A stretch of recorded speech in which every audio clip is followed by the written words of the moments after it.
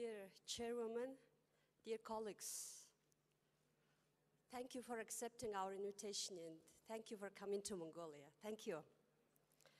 It is my distinct pleasure to welcome you all in Ulaanbaatar. As the youngest participating state of the OSCE, we are honored to host OSCEPA Autumn Meeting in our capital city in the historical year of 40th anniversary of Helsinki Final Act. 40 years ago, at the height of Cold War confrontation, perhaps no one participating state could have expected the Helsinki Final Act to eventually become foundation of the biggest multilateral security cooperation organization that includes countries even from Northeast Asia. As of today, Ulaanbaatar is the only capital city of the participating state that belongs to Northeast Asia within the OSCE. Geographically, Mongolia is situated at the juncture of Central Asia and Northeast Asia. However, the reality is, politically and economically, Mongolia is more integrated to Northeast Asia. I believe this conference will give us a unique opportunity to feel and discuss about indivisible nature of Eurasian security. For the last 2 years, for understandable reasons, deliberations and debates within the OSCE were dominated by concerns around Ukrainian crisis. However, today I want to shift the focus of my talks a little towards to the east, to Northeast Asia. And here at the table, I'm delighted to have our esteemed colleagues who represent OSCE regional offices in Central Asian countries, as well as Shanghai Cooperation Organization. Again, I believe this is a unique opportunity for us to share views on inter- and inter-regional security issues within the broader Eurasian security context. Why Northeast Asia matters? It is the only region where interests of 3 major nuclear powers and the world's 3 largest economies converge around, and it is a region of increasing political and economic paradox. Economically, Northeast Asia was the most rapidly growing region in the world for more than 5 decades. In the 1960s, the Northeast Asian economy accounted for only 4% of world's GDP. However, by 2014, the proportion of the region's GDP in the world total had reached 23%, compared to almost equal contribution from the European Union, and slightly over 26% from the North American Free Trade Agreement. Our region holds a great deal of potential for further economic development. The regional countries possess enormous mutual complementarities of enlarging markets, abundant natural resources, a financial and human capital that could trigger continuous economic growth for a longer period. Mongolia and Russia possess some of the richest natural resources in the world, with main energy resources such as natural gas, oil, and coal. China and Japan are among the world leaders in capital reserves, while Japanese and South Korean corporations boast latest technological advantages and know-how. Plus, we should also take note of the region's huge, still growing market of 1.7 billion populations. Within the context of Asia-Pacific, we have witnessed proliferation of regional trade agreements in recent years. Asian Infrastructure Investment Bank, or the AIIB, was recently established, uniting more than 30 countries from Asia and Europe. The AIIB is expected to help meet Asia's enormous infrastructure needs and to take multilateralism in Asia to the next step. stage. However, regardless the rapid growth of intra-regional trade and socio-economic connectedness within the Northeast Asia, such degree of multilateralism and regional trade arrangements were observed far less in our sub-region. The still ongoing process of China-Japan-South Korea trilateral free trade agreement can be named as the most notable in the region. In the 2014 and 2015, China and South Korea, Mongolia and Japan have finalized bilateral free trade agreements separately. Rapidly growing trade and economic relationship between Russia and China, including recent large-scale energy and infrastructure deals signed by the two countries, would undoubtedly bring intra-regional economic cooperation into the new level. From the political and security point of view, there are critical concerns that shape complexity of Northeast Asian security perceptions, such as the ever-present tension in the Korean Peninsula, possible uncertainties across Taiwan Strait, disputes on territorial sovereignty and maritime rights, and changing power dynamics among the major powers.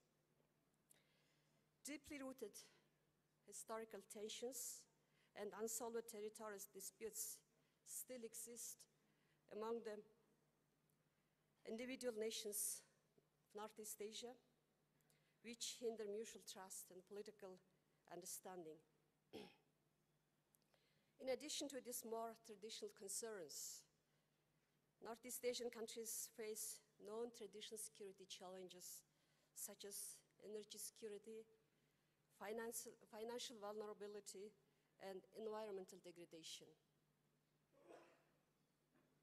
Despite such common challenges and opportunities in both economic and security retrospect, Northeast Asia lacks multilateral security cooperation mechanism to nurture mutual trust and confidence and address the main security concerns in the region.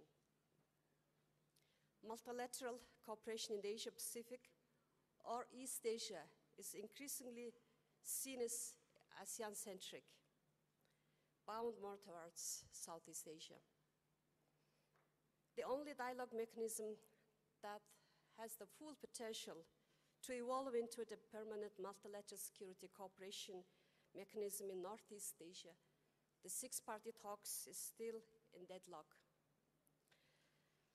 From the historical point of view, bilateral agreements among the major powers and power balancing strategies served as main tools to sustain peace and stability in our region.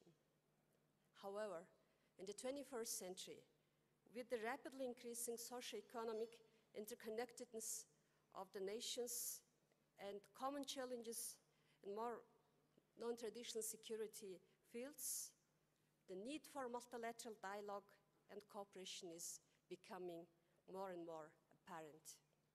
And I believe we need Asian version of Helsinki spirit to address the historical distrust and territorial disputes here in Northeast Asia.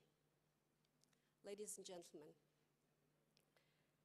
it has been 25 years since Mongolia pursued peaceful, multi-pillar foreign policy, prioritizing balanced relations with our two neighbors and diversifying relations with friendly nations around the world.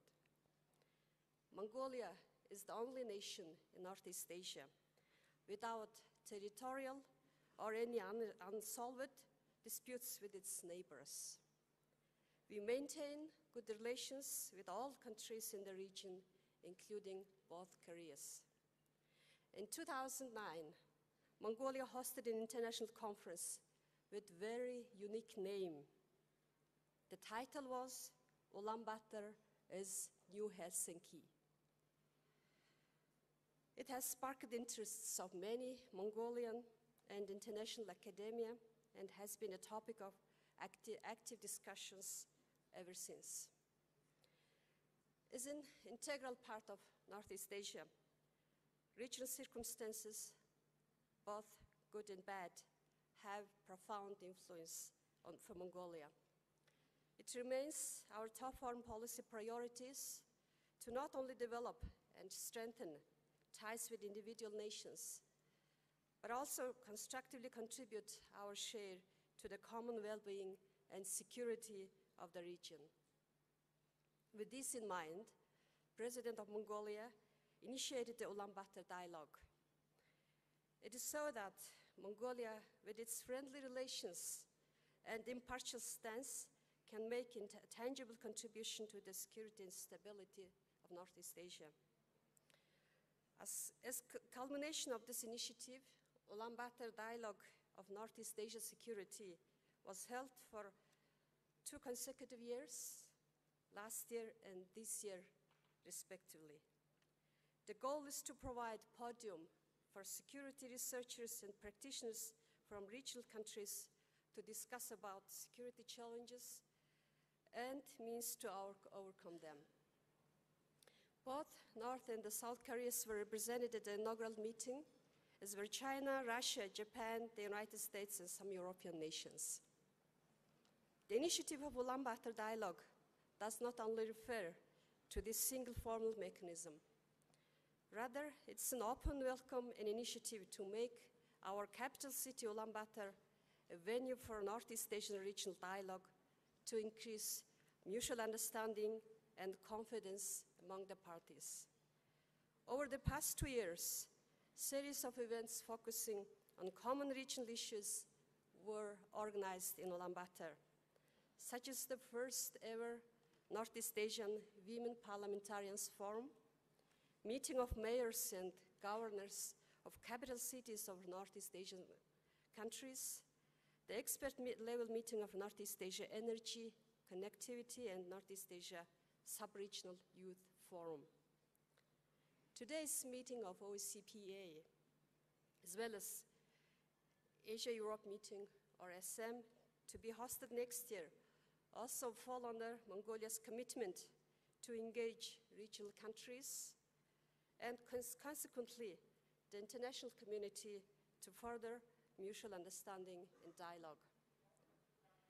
Only last week, National Security Council of Mongolia issued a recommendation to declare a permanently neutral status for our country. As I see, this is not a new policy direction. As Mongolia stands to not join a military alliance, to not allow the use of our territory or airspace against any other country, and to not allow stationing of foreign troops or weapons, including nuclear or any type of mass destruction weapons in our territory, was repeatedly stated in our 1912 Constitution and subsequent policy documents. In early 1990s, Mongolia declared its nuclear weapons-free status, and this initiative had been welcomed by international community ever since. In 2012, Mongolia's nuclear weapons-free status was successfully endorsed by resolution of United Nations Security Council, which includes our neighbors, Russia and China. I am a firm believer that solutions to big problems do not have to start with big. By finding a common ground on which we can build trust and cooperation, we can take significant steps towards security and prosperity. This is the legacy of Helsinki spirit, which even after 40 years still has not lost its meaning or significance. Thank you for your attention.